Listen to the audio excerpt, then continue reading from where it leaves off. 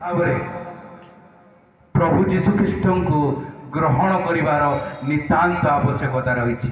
मोर प्रिय माने पिता ईश्वर योजना आज प्रसंग हूँ जे आम ईश्वर योजना को आम सफल करवा। आ ईश्वर योजना हूँ आमे माने समस्ते अनंत जीवन अधिकारी हो। आ से अनंत जीवन अधिकारी होगाक गोटे मात्र उपाय प्रभु जीशुख्रीष्ट को आम हृदय विश्वास करवा, मुखरे स्वीकार करवा, ताहांकर अनुगामी हेबा। ताहा छड़ा आउ पृथ्वी रे आउ कौनसी उपाय नहीं। आउ एई योजना प्रभु करिसंती, आमे माने करी नाहु, मनुष्य करी नाही।